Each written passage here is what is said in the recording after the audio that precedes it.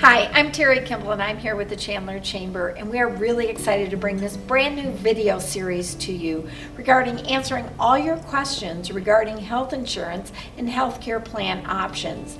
Today I have with me Kevin Michaels with Michaels and Associates. Kevin, thank you so much for being here. You're welcome.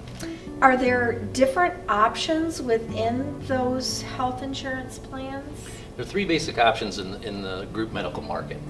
The first one is the ACA compliant plan. And ACA compliant plans were structured under the Affordable Care Act, the ACA, and they take no medical underwriting, pre-existing conditions are covered, and the rates are based on age only. There is no gender base in any of the ACA compliant plans.